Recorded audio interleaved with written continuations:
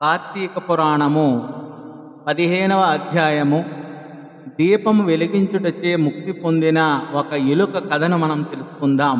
జనక మహారాజుతో వశిష్ఠ మహాముని, జనక మహారాజా, కార్తీక మాస మహిమను గురించి ఎంత చెప్పినను అది పూర్తి కాదు. మరొక కథను చెప్పెదను విను అని ఇట్లు చెప్పనారంభించారు.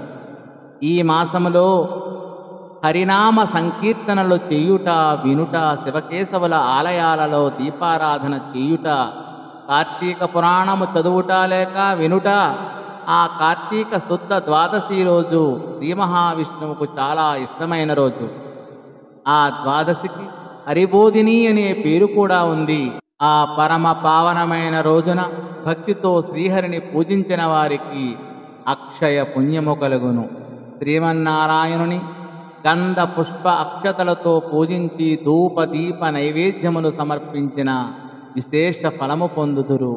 ఈ విధముగా నెల రోజులు క్రమము తప్పకుండా చేసినచో వారు దేవదుందుబులు మ్రోగుచుండగా విమానము ఎక్కి సరాసరి వైకుంఠమునకు పోవుదురు. నెల రోజులు చేయలేని వారు కార్తీక శుద్ధ త్రయోదశి, చతుర్దశి, పౌర్ణమి రోజుల యందు అయినా నిష్ఠతో పూజలు చేసి ఆవు నీటితో దీపము వెలిగించవలను.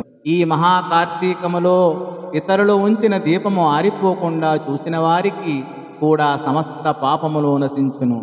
దాని గురించి ఒక కథ చెప్తాను విను అని వినమని వశిష్ఠుల వారు ఇట్లా చెప్పసాగారు. పూర్వము సరస్వతీ నదీ తీరములో శిథిలమైన ఒక దేవాలయము ఉన్నది.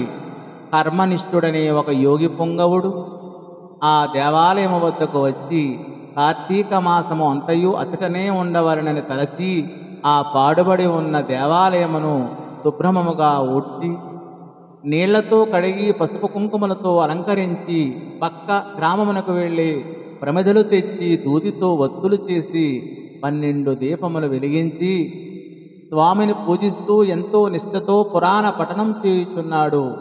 ఈ విధముగా కార్తీక మాసము అంతయు చేయాలని సంకల్పించాడు.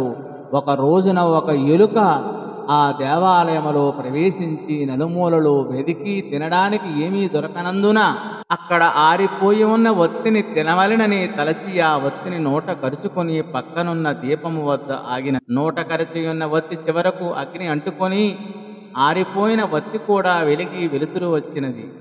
అది కార్తీక మాసము అగుట వలనను శివాలయములో ఆరిపోయిన ఒత్తి వెలుగుటచే ఎలుక చేసిన దాని పాపములు అన్నీ హరించుకుపోయి పుణ్యము ప్రాప్తించినది. వెంటనే అది మానవ రూపంలోకి మారినది. ధ్యాన నిష్ఠలో ఉన్న యోగి పుంగవుడు తన కన్నులను తెరిచి చూడగా ప్రక్కన ఒక మానవుడు నిలబడి ఉండట చూచి, ఓయి నీవు ఎవరవు, ఎందుకు ఇక్కడ నిలబడి ఉన్నావని ప్రశ్నించగా అతడు ఆ యోగికి నమస్కరించి, ఆర్యా, నేను ఎలుక రూపం ధరించిన మనిషిని. రాత్రి నేను ఆహారమును వెతుకుతూ ఈ దేవాలయములోనికి ప్రవేశించాను. ఏమీ దొరకనందున నెయ్యి వాసనలు వెదజల్లుచున్న ఆరిపోయిన ఒత్తిని తినవలెనని దానిని నోట కరచి పక్కనున్న దీపం వద్దకు రాగా నా అదృష్టము కొద్దీ ఆ ఒత్తి వెలుగుచున్న ఒత్తిని తాకి ఆ ఒత్తి కూడా వెలిగినది. నా పాపములు పోయి నాకు పూర్వజన్మ లభించినది. ఓ మహానుభావ, నేను ఎందుకు ఈ ఎలుక జన్మ ఎత్తెనో దానికన్నా కారణమేమిటో తెలియచేయండి అని ప్రార్థించాడు. అంతటి యోగీశ్వరుడు తన దివ్య దృష్టితో చూసి, ఓయి నీవు మానవ జన్మలో బాహ్లీక దేశంలో జయమిని గోత్రములో జన్మించిన ఒక బ్రాహ్మణుడవు. నిన్ను అందరూ బాహ్లీకుడు అని పిలిచేవారు. నీ కుటుంబాన్ని పోషించుటకు వ్యవసాయం చేస్తూ ధనాసాపరుడువై దేవపూజలు, నిత్యకర్మలు మరిచి శ్రాద్ధ భోజనంతో పాటు కాకులకు, పిశాచాలకు పెట్టే బలిపిండాలు కూడా తినుచూ వేద పండితులను తిడుతూ కాలం గడిపేవాడు.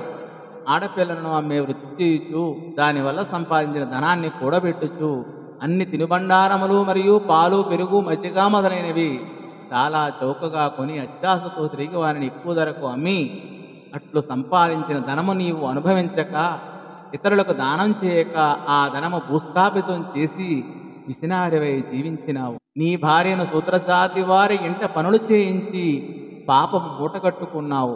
మరణించిన తర్వాత ఎలుక జన్మం ఎత్తి పూర్వపు జన్మ పాపమును అనుభవించుతుండేవి.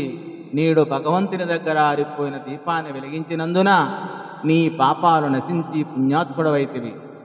దాని వలననే నీకు తిరిగి పూర్వజన్మ ప్రాప్తించినది కనుక నీవు నీ గ్రామమునకు పోయి నీ పెరటయందు పాతిపెట్టిన ధనముతో దాన ధర్మాలు చేసి భగవంతుని ప్రార్థించుకొని మోక్షము పొందమని చెప్పగా అతని యోగి చెప్పిన విధంగా చేసి ముక్తి పొందాడు. ఇది స్కాంద పురాణాంతర్గత వశిష్ఠ ప్రోక్త కార్తీక మహత్యమందలి పంచదశాధ్యాయము 15వ రోజు పారాయణము పూర్తి అయినది. స్వస్తి.